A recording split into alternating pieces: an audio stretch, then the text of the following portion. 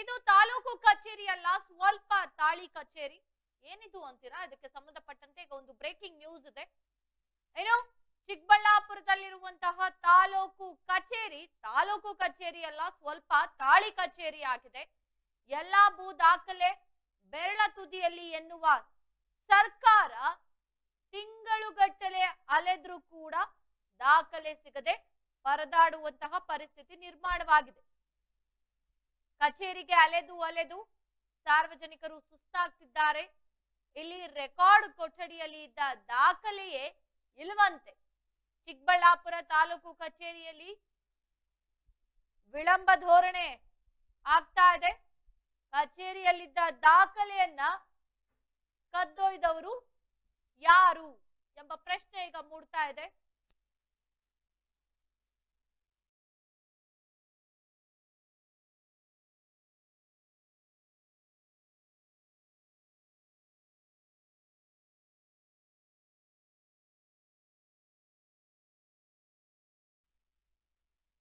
ಇನ್ನು ಪದೇ ಪದೇ ತಾಲೂಕು ಕಚೇರಿ ಬರುವಂತಹ ಸಾರ್ವಜನಿಕರಿಗೆ ನಾಳೆ ಬಾ ಎನ್ನುವ ಕತೆ ಇಲ್ಲಿ ಇದೆ. ಕೆಲಸ ಕಾರ್ಯ ಬಿಟ್ಟು ದಿನನಿತ್ಯ ರೈತರು ತಾಲೂಕು ಕಚೇರಿಗೆ ಅಲ್ದಾಡ್ತಾ ಇದ್ದಾರೆ. ತಾಲೂಕು ಕಚೇರಿಗೆ ಅಲ್ದಾಡುವಂತಹ ಸಾರ್ವಜನಿಕರು ಈಗ ಅಧಿಕಾರಿಗಳ ವಿರುದ್ಧ ಆಕ್ರೋಶವನ್ನು ಕೂಡ ವ್ಯಕ್ತಪಡಿಸ್ತಾ ಇದ್ದಾರೆ. ಏನು, ತಾಲೂಕು ಕಚೇರಿ ಎಲ್ಲ ಸ್ವಲ್ಪ ತಾಳಿ ಕಚೇರಿ ಎಂದಂತಾಗಿದೆ. ಇಲ್ಲಿ ಎಲ್ಲಾ ಭೂ ದಾಖಲೆಗಳು ಬೆರಳ ತುದಿಯಲ್ಲಿ ಸಿಗುತ್ತೆ ಅಂತ ಸರ್ಕಾರ ಹೇಳುತ್ತೆ. ಆದ್ರೆ ಇಲ್ಲಿ ಯಾವುದೇ ದಾಖಲೆಗಳು ತಿಂಗಳುಗಟ್ಟ ಅಲೆದ್ರೂ ಕೂಡ ಸಿಗ್ತಾ ಇಲ್ಲ. ಕಚೇರಿಗೆ ಅಲೆದು ಸಾರ್ವಜನಿಕರು ಸುಸ್ತಾಗ್ಬಿಟ್ಟಿದ್ದಾರೆ. ಇಲ್ಲಿ ರೆಕಾರ್ಡ್ ಕೊಠಡಿಯಲ್ಲಿ ಕೂಡ ದಾಖಲೆಯೇ ಇಲ್ವಂತೆ. ಎಲ್ಲಾ ದಾಖಲೆಗಳು ಏನಾದೋ ಅನ್ನೋದು ಈಗ ಸಾರ್ವಜನಿಕರ ಪ್ರಶ್ನೆ ಆಗಿರುವಂತದ್ದು. ಚಿಕ್ಕಬಳ್ಳಾಪುರ ತಾಲೂಕು ಕಚೇರಿಯಲ್ಲಿ ಒಂದು ರೀತಿಯಾಗಿ ವಿಳಂಬ ಧೋರಣೆ ಆಗ್ತಾ ಇದೆ. ಕಚೇರಿಯಲ್ಲಿದ್ದ ದಾಖಲೆಯನ್ನ ಕದ್ದೊಯ್ದವರು ಯಾರು ಎಂಬ ಪ್ರಶ್ನೆ ಈಗ ಮೂಡ್ತಾ ಇದೆ. ದಾಖಲೆಗಾಗಿ ಬಂದಂತ ಸಾರ್ವಜನಿಕರಿಗೆ ನಾಳೆ ಬಾ ಅಂತ ಹೇಳಿ ಕಳಿಸ್ತಾ ಇರುವಂತದ್ದು. ಪದೇ ಪದೇ ಸಾರ್ವಜನಿಕರು ತಾಲೂಕು ಕಚೇರಿಗೆ ಬಂದು ಅಲ್ದಾಡ್ತಾ ಇದ್ದಾರೆ. ಆದ್ರೂ ಕೂಡ ಇಲ್ಲಿ ಯಾವುದೇ ರೀತಿಯ ದಾಖಲೆಗಳು ಅವರ ಕೈಗೆ ಸಿಗ್ತಾ ಇಲ್ಲ. ಇದರಿಂದ ಬಹಳಷ್ಟು ಸಾರ್ವಜನಿಕರು ಬೇಸತ್ತಿದ್ದಾರೆ. ದಿನನಿತ್ಯ ಬಂದು ಕಚೇರಿಗೆ ಅಲ್ದಾಡ್ತಾ ಇರುವಂತ ರೈತರು ಕೂಡ ಈಗ ಬಹಳಷ್ಟು ಆಕ್ರೋಶವನ್ನ ವ್ಯಕ್ತಪಡಿಸ್ತಾ ಇದ್ದಾರೆ. ಏನು ತಾಲೂಕು ಕಚೇರಿ ಅಧಿಕಾರಿಗಳು ಮತ್ತು ಸಿಬ್ಬಂದಿ ಇದ್ದಾರೆ, ಇವರ ವಿರುದ್ಧ ಕೂಡ ಆಕ್ರೋಶವನ್ನ ರೈತರು ವ್ಯಕ್ತಪಡಿಸ್ತಾ ಇರುವಂತದ್ದು. ಈಗ ತಾಲೂಕು ಕಚೇರಿ ಮತ್ತೆ ಸಿಬ್ಬಂದಿ ಇರೋದೇ ಸಾರ್ವಜನಿಕರ ಸಾಮಾನ್ಯ ಜನರ ಕೆಲಸ ಮಾಡ್ಲಿಕ್ಕೆ. ಆದ್ರೆ ಇಲ್ಲಿ ಅಧಿಕಾರಿಗಳು ಮತ್ತೆ ಸಿಬ್ಬಂದಿ ಏನ್ ಮಾಡ್ತಾ ಇದ್ದಾರೆ, ಅವ್ರ ದಾಖಲೆಗಳು ಬೇಕು ಅಂತ ಅಂದ್ರೆ ಅವ್ರು ತಿಂಗಳುಗಂಟ್ಲೆ ಅಲ್ದಾಡಿದ್ರು ಕೂಡ ಅವ್ರ ದಾಖಲೆಗಳು ಸಿಗ್ತಾ ಇಲ್ವಂತೆ. ಹಾಗಾದ್ರೆ ದಾಖಲೆಗಳು ಏನಾದವು, ಅಧಿಕಾರಿಗಳು ಸಿಬ್ಬಂದಿ ಏನ್ ಮಾಡ್ತಾ ಇದ್ದಾರೆ? ಕೆಲಸ ಅಂತ ಸಾರ್ವಜನಿಕರಿಗಾಗಿ ನೀವು ಆಯ್ಕೆ ಆದ್ಮೇಲೆ ಆ ಜಾಗದಲ್ಲಿ ಕೂತ್ ಮೇಲೆ ನೀವು ಸಾರ್ವಜನಿಕರ ಸಾಮಾನ್ಯರ ಕೆಲಸ ಮಾಡ್ಕೊಡ್ಬೇಕು. ಆದ್ರೆ ನೀವು ಅದನ್ನ ಬಿಟ್ಟು ಬೇರೆ ಎಲ್ಲಾ ಮಾಡ್ತಾ ಇದ್ದೀರಾ ಅನ್ಸುತ್ತೆ. ಯಾವುದೇ ರೀತಿ ಕೆಲಸ ಕಾರ್ಯಗಳನ್ನ ಸಾರ್ವಜನಿಕರಿಗೆ ಮಾಡ್ಕೊಡ್ತಾ ಇಲ್ಲ. ದಿನನಿತ್ಯ ಅವರು ಅವರ ಕೆಲಸ ಕಾರ್ಯಗಳನ್ನೆಲ್ಲ ಬಿಟ್ಟು ತಾಲೂಕು ಕಚೇರಿಗೆ ಅಲ್ದಾಡ್ಬೇಕು. ಆದ್ರೂ ಕೂಡ ನೀವು ಅವ್ರಿಗೆ ಅವರ ದಾಖಲೆಗಳನ್ನ ಕೊಡುವಂತದ್ದಿರ್ಬೋದು ಅಥವಾ ಅವರ ಸಮಸ್ಯೆಗಳನ್ನ ಕೇಳುವಂತದ್ದಿರ್ಬೋದು, ಅದಕ್ಕೆ ಪರಿಹಾರವನ್ನ ಕೊಡುವಂತ ಕೆಲಸಗಳಿರ್ಬೋದು, ಇದ್ಯಾವುದನ್ನು ಕೂಡ ಮಾಡ್ತಾ ಇಲ್ಲ. ಅವರು ತಮ್ಮ ಕೆಲಸ ಕಾರ್ಯಗಳನ್ನೆಲ್ಲ ಬಿಟ್ಟು ದಿನನಿತ್ಯ ಬಂದು ಇಲ್ಲಿ ಬೆಳಗ್ಗೆಯಿಂದ ಸಂಜೆ ಗಂಟ ಅಲ್ದಾಡಿ ಕಾದು ಸುಸ್ತಾಗಿ ಹೋಗ್ತಾ ಇದ್ದಾರೆ. ನೀವೇನ್ ಮಾಡ್ತಾ ಇದ್ದೀರಾ ಹಾಗಾದ್ರೆ ಅಧಿಕಾರಿಗಳು? ನಿಮ್ಮ ಕೆಲಸವೇನು? ತಾಲೂಕು ಕಚೇರಿಯಲ್ಲಿ ಕೆಲಸ ಮಾಡುವಂತ ಅಧಿಕಾರಿಗಳ ಸಿಬ್ಬಂದಿಗಳ ಕೆಲಸ ಏನು? ನೀವು ಅದನ್ನ ಬಿಟ್ಟು ಅಧಿಕಾರಿಗಳು ಸಮಸ್ಯೆಗಳನ್ನ ಕೇಳದೆ ತಮ್ಮ ಪಾಡಿಗೆ ತಾವಿದ್ರೆ ಸಾರ್ವಜನಿಕರು ಎಲ್ಲೋಗ ಅವರ ಕಷ್ಟಗಳನ್ನ ಹೇಳ್ಕೋಬೇಕು, ಅಥವಾ ಅವ್ರಿಗೆ ಬೇಕಾದಂತ ದಾಖಲೆಗಳನ್ನ ನೀವು ಕೊಡದೇ ಇದ್ರೆ ಅವ್ರು ಎಲ್ಲಿಂದ ಪಡ್ಕೊಳ್ಬೇಕು? ಎಲ್ಲದನ್ನೂ ಕೂಡ ಅವರು ಮೇಲಧಿಕಾರಿಗಳ ಗಮನಕ್ಕೆ ತಂದು ಅಲ್ಲಿಂದ ಬರಕ್ಕಾಗತ್ತಾ? ಆಗಲ್ಲ.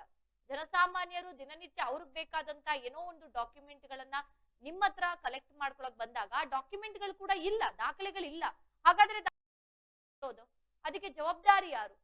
ಇವೆಲ್ಲವೂ ಕೂಡ ಈಗ ಹುಟ್ಟುಹಾಕಿರುವಂತಹ ಪ್ರಶ್ನೆ. ಜೊತೆಗೆ ಅಧಿಕಾರಿಗಳು ಮತ್ತು ಸಿಬ್ಬಂದಿ ಏನಿದ್ದಾರೆ ಇವರ ವಿರುದ್ಧ ಕೂಡ ಈಗ ಬಹಳಷ್ಟು ಆಕ್ರೋಶಗಳು ಕೂಡ ವ್ಯಕ್ತವಾಗ್ತಾ ಇರುವಂತದ್ದು. ಅಧಿಕಾರಿಗಳು ಎಚ್ಚೆತ್ಕೊಳ್ಬೇಕು. ಸಾರ್ವಜನಿಕರ ಸಮಸ್ಯೆಗಳೇನಿದೆ ಅದನ್ನ ಬಗೆಹರಿಸಬೇಕು. ಇಲ್ಲ ಅಂತ ಅಂದ್ರೆ ಮುಂದಿನ ದಿನಗಳಲ್ಲಿ ನಾವು ಹೋರಾಟ ಮಾಡ್ತೀವಿ ಅಂತ ಕೂಡ ರೈತರು ಇಲ್ಲಿ ಆಕ್ರೋಶವನ್ನು ವ್ಯಕ್ತಪಡಿಸ್ತಾ ಇದ್ದಾರೆ.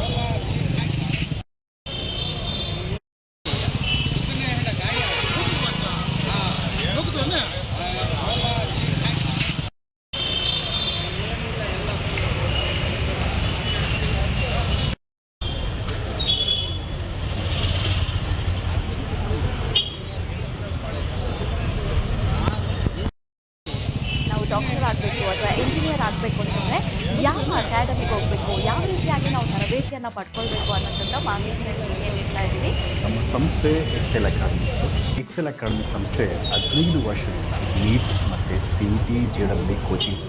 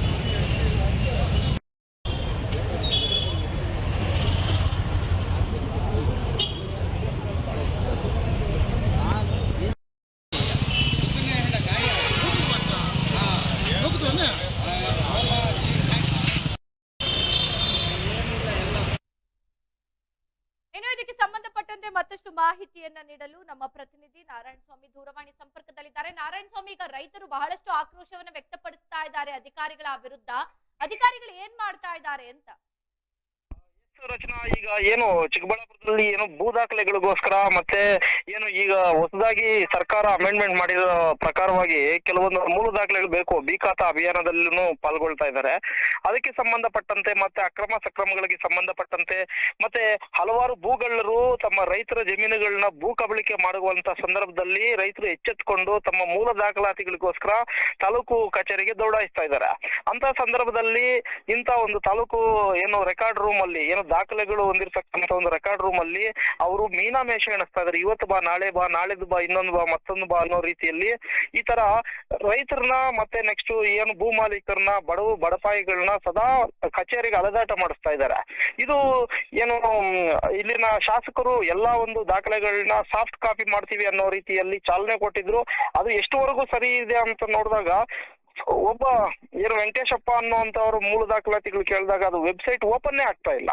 ಇನ್ನು ಯಾವ ಪುರುಷಾರ್ಥಕ್ಕೆ ಇವರು ಸಾಫ್ಟ್ ಮಾಡೋದು ಮತ್ತೆ ನೆಕ್ಸ್ಟ್ ನಮ್ಮ ಬೆರಳು ಅಂಗೈಯಲ್ಲಿ ನಿಮ್ಗೆ ಎಲ್ಲಾ ಭೂ ದಾಖಲೆಗಳು ಸಿಗುತ್ತೆ ಅಂತಂದ್ಬಿಟ್ಟು ಸರ್ಕಾರ ಮತ್ತು ಜನಪ್ರತಿನಿಧಿಗಳು ಡಂಗೂರು ಹಾಕ್ತಿರ್ತಾರೆ. ಆ ಡಂಗೂರಕ್ಕೆ ಇದೊಂದು ವಿಫಲ ಅಂತಾನೆ ಹೇಳ್ಬೋದಲ್ವಾ? ಖಂಡಿತವಾದ. ಈಗ ಜೊತೆಗೆ ನಾರಾಯಣ ಸ್ವಾಮಿ ಇನ್ನೇನು ಅಂತ ಅಂದ್ರೆ, ಈಗ ಹಲೋ, ರೈತರು ಏನ್ ಹೇಳ್ತಾ ಇದ್ದಾರೆ ಅಂತ ಇದೇ ರೀತಿ ಅದು ಈಗ ಇಂದು ನಾಳೆ ಅಂತ ನಾಳೆ ಬಾ ಅಂತ ಕೃಷ್ಣನ್ ಲೆಕ್ಕಾಚಾರದಲ್ಲಿ ನಾಳೆ ಬಾ ಅನ್ನೋ ರೀತಿಯಲ್ಲಿ ಏನು ಸಂಬಂಧಪಟ್ಟಂತ ಅರ್ಜಿದಾರನ್ನ ಅಲ್ದಾಟ ಮಾಡಿಸ್ತಾ ಇದ್ದಾರೆ ರಚನಾ. ಸೊ ಇದಕ್ಕೆ ಬೇಸರ ವ್ಯಕ್ತಪಡಿಸ್ಕೊಂಡು ಇವರು ನಮ್ಮ ದಾಖಲೆಗಳು ಇದೆಯೋ ಇಲ್ವೋ ಅನ್ನೋ ಒಂದು ಸಂಶಯವನ್ನು ವ್ಯಕ್ತಪಡಿಸ್ತಾ ಇದ್ದಾರೆ. ಓಕೆ, ಧನ್ಯವಾದ ನಾರಾಯಣ ಸ್ವಾಮಿ ತಮ್ಮೆಲ್ಲ ಮಾಹಿತಿಗಾಗಿ. ಇನ್ನು ಕೆಲಸ ಕಾರ್ಯಗಳನ್ನ ಬಿಟ್ಟು ದಿನನಿತ್ಯ ಕಚೇರಿಗೆ ಅಲ್ದಾಡ್ತಾ ಇರುವಂತ ರೈತರು ಈಗ ನಮ್ಮ ದಾಖಲೆಗಳು ಇದೆಯಾ ಇಲ್ವಾ ಗೊತ್ತಿಲ್ಲ, ಅಧಿಕಾರಿಗಳು ಸಿಬ್ಬಂದಿ ಸರಿಯಾಗಿ ಸ್ಪಂದಿಸ್ತಾ ಇಲ್ಲ, ಈ ರೀತಿ ಆದ್ರೆ ನಾವೇನ್ ಮಾಡ್ಬೇಕು ಅಂತ ಈಗ ತಮ್ಮ ಆಕ್ರೋಶವನ್ನ ಬೇಸರವನ್ನ ವ್ಯಕ್ತಪಡಿಸ್ತಾ ಇದ್ದಾರೆ.